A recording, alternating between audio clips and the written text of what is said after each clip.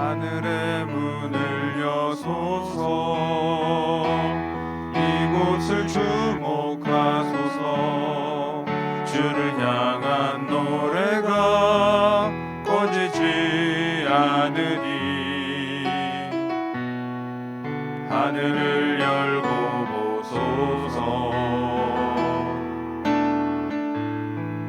이곳에 임재하소서. 주님을 기다립니다. 기도의 향기가 하늘에 닿으니 주여 임재하여 주소서. 이곳에 오셔서 이곳에 앉으소서. 이곳에서 드리는 예배를 받으소서. 주님의 이름만이 오직 주의 이름만 이곳에 있습니다. 복 있는 사람은 악인들의 꾀를 따르지 아니하며 죄인들의 길에 서지 아니하며 오만한 자들의 자리에 앉지 아니하고 오직 여호와의 율법을 즐거워하여 그의 율법을 주야로 묵상하는도다. 그는 시냇가에 심은 나무가 철을 따라 열매를 맺으며 그 잎사귀가 마르지 아니함 같으니 그가 하는 모든 일이 다 형통하리로다. 아멘. 사도신경으로 우리의 흔들리지 않는 신앙을 고백합니다. 전능하사 천지를 만드신 하나님 아버지를 내가 믿사오며 그 외아들 우리 주 예수 그리스도를 믿사오니 이는 성령으로 잉태하사 동정녀 마리아에게 나시고 본디오 빌라도에게 고난을 받으사 십자가에 못 박혀 죽으시고 장사한 지 사흘 만에 죽은 자 가운데서 다시 살아나시며 하늘에 오르사 전능하신 하나님 우편에 앉아 계시다가 저리로서 산 자와 죽은 자를 심판하러 오시리라. 성령을 믿사오며 거룩한 공예와 성도가 서로 교통하는 것과 죄를 사하여 주시는 것과 몸이 다시 사는 것과 영원히 사는 것을 믿사옵나이다. 아멘. 찬송가 91장 우리 박수 치시면서 힘차게 찬양하시겠습니다.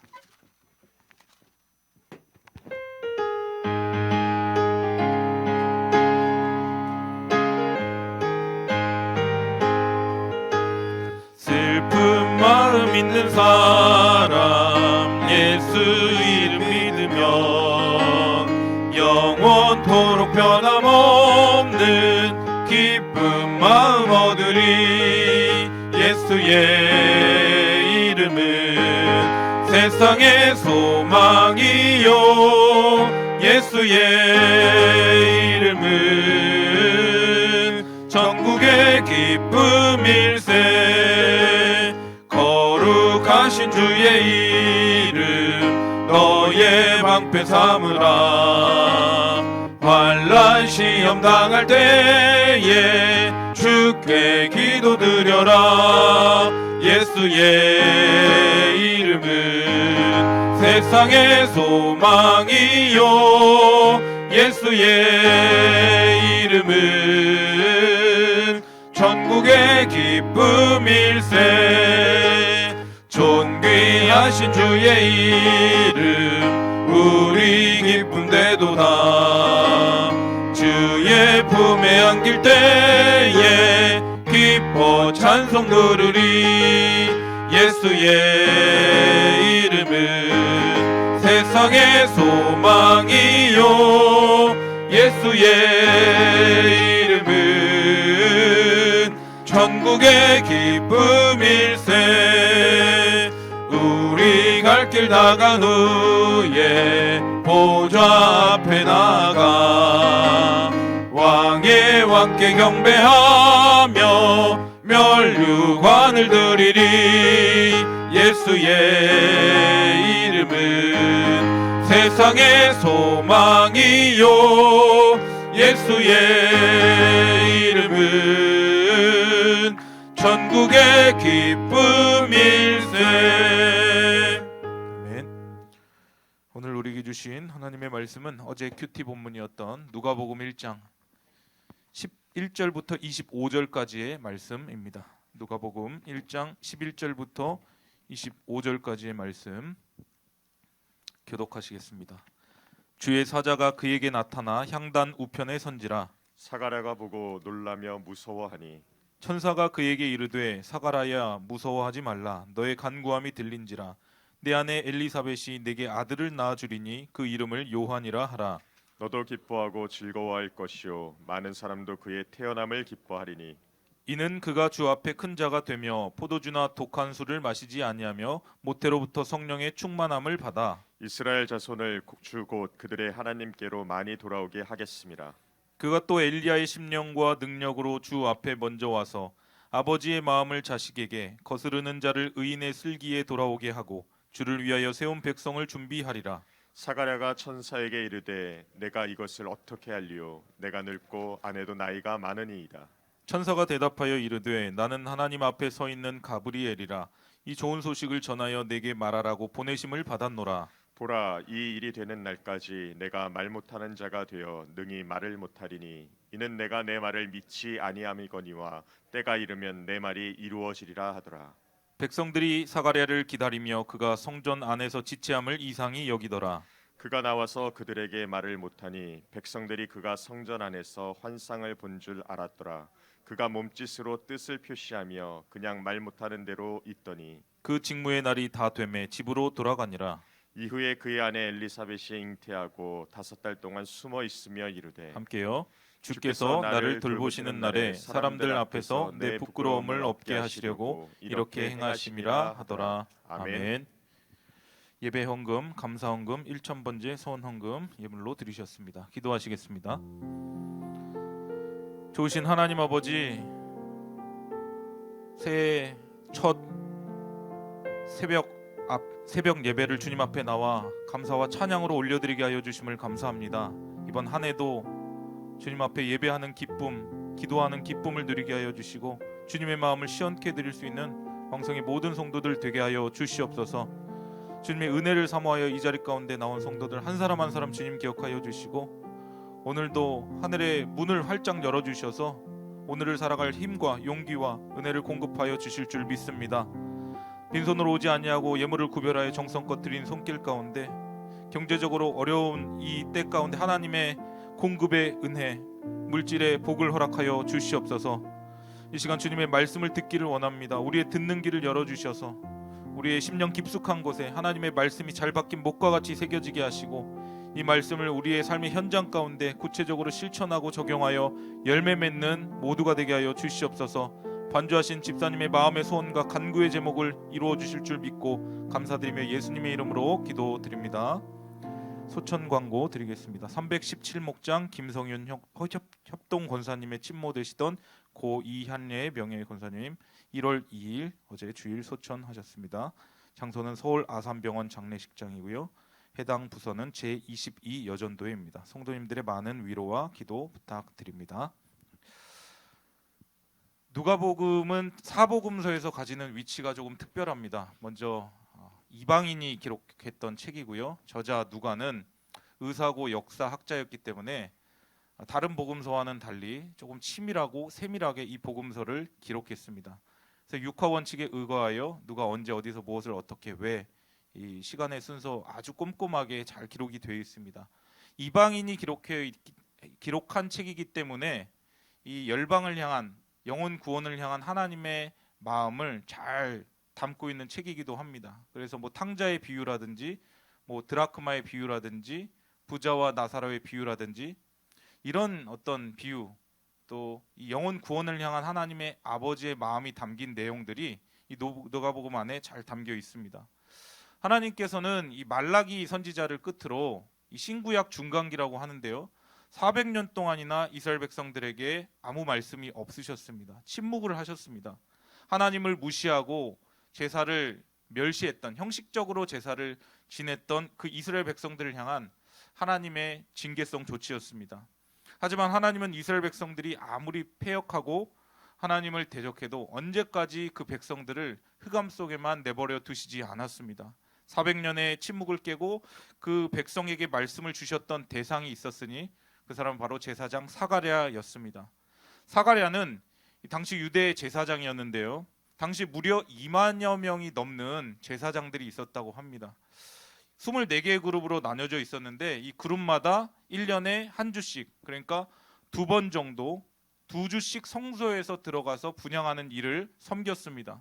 세상은 패역했지만 이 사가랴를 이 성경 기자는 어떻게 평가를 하냐면요. 어제 말씀을 보면 이 사가랴와 엘리사벳에게 대해서 하나님 앞에 의인이다라고 평가하고 있습니다. 당시의 로마 황제 아우구스투스는 자신이 집정관들로부터 자신의 의와 경건의 보상으로 자신이 그 의로움의 황제의 칭호를 받았다라고 했는데 이 누가는 이것을 정면으로 반박하고 있는 것이죠. 진정한 의인이 누구냐? 진정한 의로운 자가 누구냐? 그건 하나님 앞에서 신실하게 예배하고 하나님을 철저히 섬기는 자가 하나님 앞에 의인이다라고 평가를 받는 것이다. 이 누가가 그것을 지목하고 싶었던 것입니다. 이렇게 성실하게 하나님을 섬기고 있었던 이 사가랴에게 또 한 가지 아픔이 있었는데요. 늘도록 자식을 갖지 못한 것이었습니다. 지금도 그렇지만 당시 유대 사람들에게 있어서 자식이 없다라고 하는 것은 끔찍한 재앙이었습니다. 하나님의 저주로까지 여겨질 정도였는데요.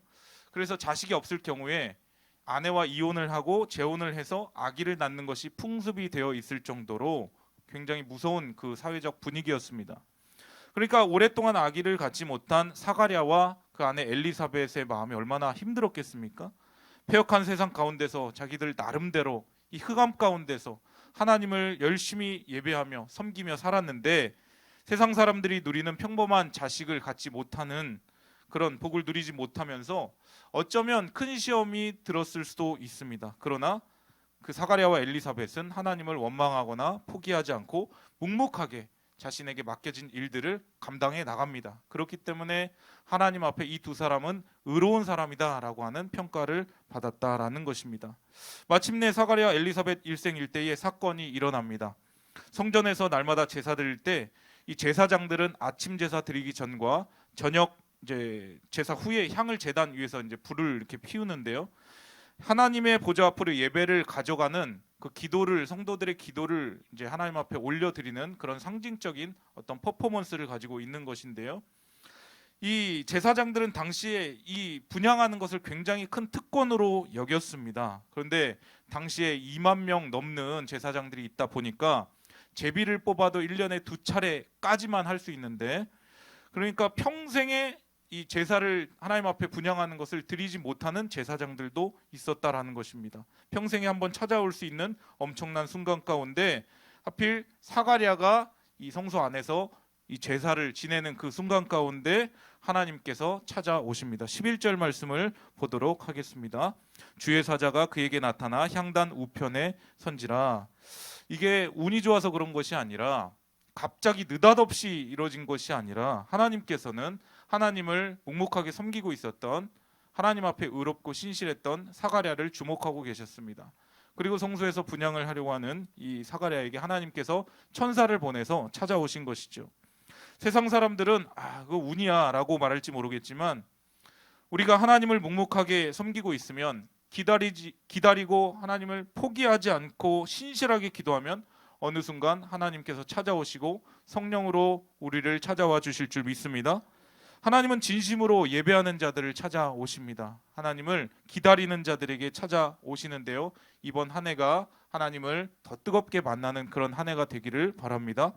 12절 말씀을 보니까 사가랴가 보고 놀라며 무서워합니다. 소스라치게 놀라는 것이죠. 하나님의 그 영광에 그 임재에 완전히 압도된 것입니다. 그래서 천사가 두려워하지 말라면서 사가랴를 진정시킵니다. 그러면서 아주 중요한 말을 합니다. 13절 말씀입니다. 천사가 그에게 이르되 사가랴야 무서워하지 말라. 너의 간구함이 들린지라. 내 아내 엘리사벳이 내게 아들을 낳아주리니 그 이름을 요한이라 하라. 13절 말씀 보면 너의 간구함이 들린지라. 이 정확한 번역을 보니까요. 너의 간구함을 듣고 있었다. 과거로부터 네가 기도하는 것들을 나는 지금까지 들어오고 있었다라는 이제 형태로 되어 있습니다. 사랑하는 성도 여러분들의 기도를 하나님께서 들으시는 줄 믿으시기를 바랍니다. 우리가 하는 기도, 우리조차 잊어버릴 때가 참 많지 않습니까? 내가 언제 이런 기도를 했었나? 근데 하나님께서는 우리가 과거에 했던 기도, 현재 드리는 기도, 미래에 하나님 앞에 드리는 기도까지 하나님은 다 알고 계십니다. 그렇기 때문에 우리의 기도는 그저 허공에 메아리 치는 것이 아닙니다. 사가랴의 이 자녀를 달라는 한 맺힌 기도를 하나님은 다 듣고 계셨습니다. 마찬가지로 하나님 앞에 나와서 우리가 눈물로 그 부르짖는 기도를 하나님께서는 정확하게 다 듣고 계십니다. 하나님의 때에 하나님의 방법대로 응답해 주실 줄 믿으시기를 바랍니다. 또 아이의 이름까지 정해 주시는데 요한이라 하라. 요한은 하나님은 은혜로우시다라는 뜻을 가지고 있습니다. 요한은 단순히 이 사가랴와 엘리사벳 그 한 가정만을 위한 자녀가 아니라 하나님의 크고 위대하고 놀라운 그 구속 사역의 한 줄기를 담당할 그런 사역을 위하여서 이 요한을 준비시킨 것입니다. 메시아를 준비할 축복의 통로로 이 요한을 사용하기를 원하셨던 것이죠. 14절 말씀입니다. 너도 기뻐하고 즐거워할 것이요 많은 사람도 그의 태어남을 기뻐하리니. 이보다 더 큰 복이 있습니까? 부모의 기쁨이 될 뿐만 아니라 많은 사람의 기쁨이 될 것이다. 이 세례 요한이 태어나니까 이 예수 그리스도의 탄생을 준비하는 인류 역사의 큰 다리를 놓게 됩니다. 우리 자녀들, 우리 다음 세대들이 이러한 축복이 있기를 원합니다. 그저 한 가정의 부모의 자랑, 부모의 기쁨을 넘어서서 이 나라 이민족의 자랑이요, 이 나라 이민족의 기쁨이요, 전 세계 열방 가운데 하나님의 복음을 힘있게 증거하는 귀한 그 복음의 증인들로 쓰임받기를 기도하시기를 바랍니다. 우리 자녀들은 우리의 꿈보다, 우리 부모의 꿈보다 더 큰 하나님의 꿈을 품고 살아가야 할 줄 믿습니다. 그래서 이 세례 요한이 400년 동안의 영적인 암흑기, 신구약 중간기를 끝냅니다. 세례 요한은 마지막 선지자인데요, 기름 붓듯이 하나님의 말씀이 임해서 그가 광야에서 하나님의 말씀을 선포하면 구름대처럼 많은 사람들이 그의 메시지를 듣기 위하여 몰려옵니다. 우리에게 역시 세례 요한처럼 하나님의 음성이 쏟아지는 복이 있기를 원합니다. 이 패역한 세대 가운데 하나님의 말씀 붙들고 하나님의 말씀을 담대하게 선포할 수 있는 우리 모두가 되기를 원합니다. 전사는 사가랴에게 이 아이의 역할에 대해 더욱 구체적으로 알려줍니다. 15절 말씀을 보니까요, 이는 그가 주 앞에 큰 자가 되며 포도주나 독한 술을 마시지 아니하며 모태로부터 성령의 충만함을 받아. 마치 구약의 나실인처럼 구별된 삶을 살아야 한다. 포도주나 독한 술을 마시지 않을 것이다. 세상과는 구별된 삶을 살게 될 것이다. 무엇보다 그는 뱃속에서부터 성령의 충만함을 받을 것이다. 저는 이 말씀이 너무 좋아서 이 태중의 생명을 잉태한 이제 분들에게 기도를 할 때 항상 이 15절 말씀을 인용을 합니다. 세례 요한이 모태로서부터 성령의 충만함을 받았던 것처럼 태중에 있는 생명 성령의 충만함을 받게 하여 주시고 태어나서도 성령 충만하게 하시고 성령 충만하여 맡겨진 사역 힘있게 감당하여서 이 16절 말씀을 보면 주 앞으로 옳은 대로 많은 사람을 돌이키게 하는 데 귀하게 쓰임받게 하여 주시옵소서. 얼마나 좋은 그런 기도문입니까? 이 어머니 태에서부터 성령의 충만함을 받았다면 얼마나 태어나서도 성령 충만하겠습니까? 이것은 그런데 사실 사가랴와 엘리사벳도 알지 못했던 그런 하나님의 꿈이었다라는 것이죠. 17절 말씀 보시겠습니다. 그가 또 엘리야의 심령과 능력으로 주 앞에 먼저 와서 아버지의 마음을 자식에게 거스르는 자를 의인의 슬기에 돌아오게 하고 주를 위하여 세운 백성을 준비하리라. 이 세례 요한은 선지자의 사명을 부여받고 태어납니다. 하나님은 말라기 선지자를 통해 장차 태어날 세례 요한을 예고하시고 준비시키셨습니다. 조만간 이 땅에 오실 하나님의 아들을 위하여서 이스라엘 백성을 준비시키는 인물이 필요했기 때문에 하나님께서는 이 세례 요한을 준비시켰다라는 것이죠. 요한의 사명은 무엇입니까? 하나님을 거스르는 당시 이스라엘 백성의 마음을 회개로 이끄는 것이었습니다. 그래서 이 광야에서 세례 요한이 메시지를 전할 때에 이 유대인들이 나올 때 세례 요한이 외칩니다. 독사의 자식들아, 누가 너희를 가리켜 임박한 진노를 피하려 하느냐? 그러므로 너희가 회개에 합당한 열매를 맺고 속으로 아브라함의 자손이라고 그렇게 자부하면서 살지 말아라. 하나님께서는 능히 이 돌들로도 아브라함의 자손이 되게 할 수 있다. 너희들이 이 자고한 마음, 교만한 마음, 높아진 마음 하나님 앞에 다 내려놓고 회개해야 된다. 나는 주님의 오실 길을 준비하는 자다라고 하면서 주님의 오실 길을 철저하게 준비했던 그런 사역을 감당합니다. 당시 하나님을 떠나 형식적인 종교 생활에 머물러 있었고 종교 지도자들은 세속적인 탐욕에 사로잡혀 있었습니다. 세례 요한이 이렇게 타락한 이들에게 회개를 선포하라고 하는 사명을 부여받고 태어났다라는 것이죠. 그런데 문제는 이 메시지를 받은, 이 예언을 받은 사가랴의 반응입니다. 아멘으로 반응한 게 아니라 의심으로 반응을 합니다. 18절 말씀 보시겠습니다. 사가랴가 천사에게 이르되 내가 이것을 어떻게 알리요? 내가 늙고 아내도 나이가 많으니이다. 내가 이것을 어떻게 알리요? 이거 확실한 거 맞습니까? 정말 이 일이 내게 이루어지는 거 맞나요? 천사의 말에 완전히 압도당해 도저히 그 메시지를 받아들이기가 힘들었다라는 것이죠. 그러면서 마치 구약시대 사사 기드온과 같은 어떤 표적을 요구하고 있는 것입니다. 기도는 하고 있었지만 완전히 속으로 하나님을 신뢰하지는 못했던 것 같습니다. 정작 현실이 닥치면 내게 일어날 수 있는 일은 아닐 거야 라고 생각하는 것이죠. 그러자 어떻게 됩니까? 19절과 20절 말씀 보시겠습니다. 천사가 대답하여 이르되 나는 하나님 앞에 서 있는 가브리엘이라 이 좋은 소식을 전하여 내게 말하라고 보내심을 받았노라. 보라, 이 일이 되는 날까지 내가 말 못하는 자가 되어 능히 말을 못하리니 이는 내가 내 말을 믿지 아니함이거니와 때가 이르면 내 말이 이루어지리라 하더라. 아멘. 자신을 하나님 앞에 서 있는 가브리엘이다 라고 소개한 천사는 자신의 말을 믿지 못하는 이 사가랴에게 나 아기가 태어날 때까지 말을 못하게 될 것이다. 그게 너의 증거다. 내가 증거를 달라고 하지 않았느냐? 내가 증거를 줄게 라고 하면서 너 말하지 못하는 게 증거야 라고 하는 것이죠. 사랑하는 성도 여러분, 사가랴처럼 하나님의 말씀이 임했는데도 불구하고 그것을 믿지 못하고 의심하고 함부로 증거를 달라고 하면 이렇게 되는 것입니다. 그 증거가 무엇입니까? 징계입니다. 9개월 동안 아이가 태어날 동안 침묵하라는 것이죠. 사람이 조금이라도 말을 하지 못하면 굉장히 힘든데 10개월, 9개월 동안 이 말을 하지 못한다면 얼마나 답답하겠습니까? 하나님께서는 이 예언의 말씀이 이루어질 때까지 어떤 의심의 말, 불신의 말 이런 것들을 다 하지 못하게 만들었다라는 것이죠. 어제 담임 목사님을 통해서 여리고성 말씀을 저희가 들었습니다. 7바퀴를 돌면서 하나님께서 이스라엘 백성들을 침묵하게 하셨습니다. 쓸데없는 말 하지 말라는 것이죠. 불신과 의심의 말, 될까? 이게 될까? 하나님께서 이렇게 하라고 하셨는데 될까?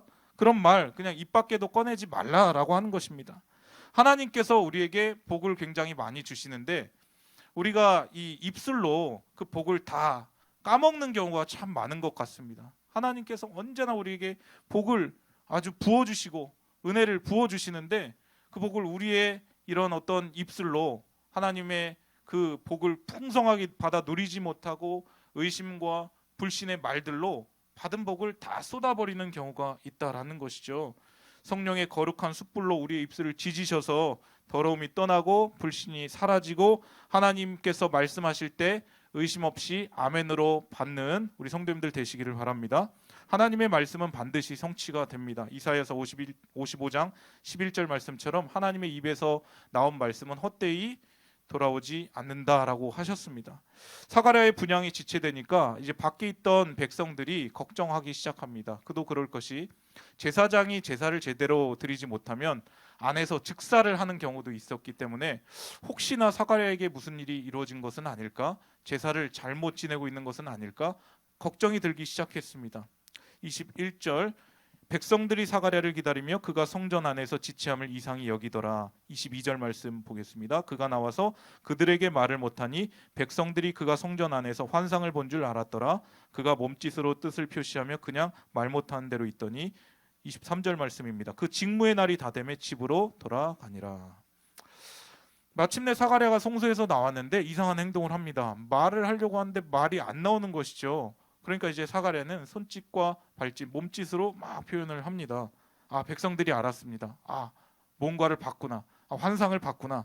단순히 말하지 못하는 것을 보고 안 것뿐만 아니라 사가랴에게 임한 어떤 거룩한 영을 이 백성들은 보았을 것입니다. 사가랴 부부는 조용히 집으로 돌아갑니다. 24절과 25절 말씀 보시겠습니다. 이후에 그의 아내 엘리사벳이 잉태하고 5달 동안 숨어 있으며 이르되 주께서 나를 돌보시는 날에 사람들 앞에서 내 부끄러움을 없게 하시려고 이렇게 행하심이라 하더라. 가브리엘의 말대로 엘리사벳은 임신을 했고 5달 동안 그 사실을 숨깁니다. 하나님이 정하신 때에 친히 역사하신 것을 이제는 확실하게 믿었기 때문에 그렇죠. 그러면서 엘리사벳이 25절 말씀에 보면 주께서 나를 돌보시는 날에 사람들 앞에서 내 부끄러움을 없게 하시려고 라는 그런 찬양을 올립니다. 여기서 돌보다로 번역된 단어는 관심을 가지고 살펴보는 것을 뜻합니다.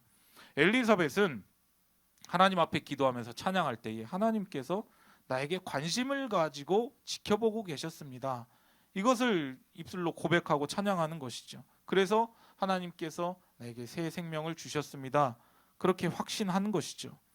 말씀을 정리하겠습니다. 사랑하는 성도 여러분, 하나님께서는 오늘 말씀 너의 간구함이 들린지라, 사가랴와 엘리사벳, 하나님 앞에 묵묵하게 예배하고 기도하고 섬겨왔던 그 사가랴와 엘리사벳을 의롭다라고 평가하시고 너의 간구함이 들린지라 라고 말씀해 주셨습니다.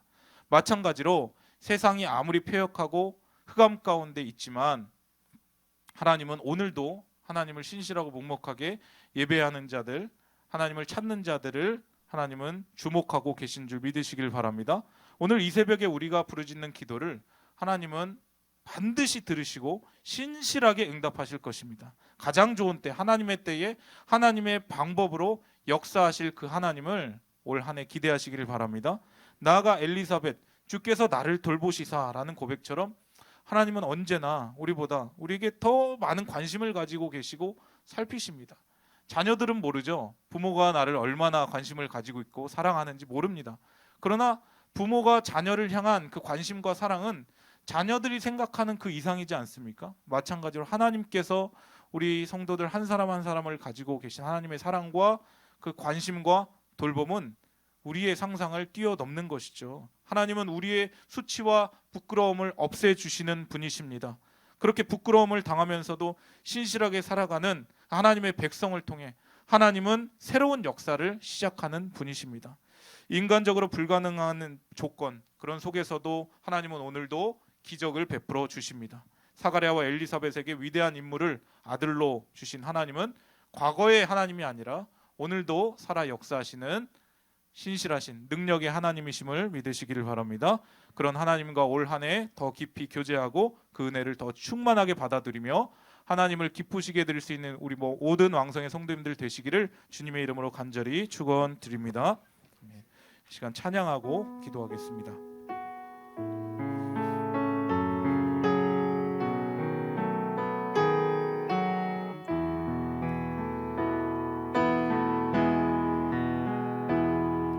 두 손 들고 찬양합니다. 다시 오실 왕 여호와께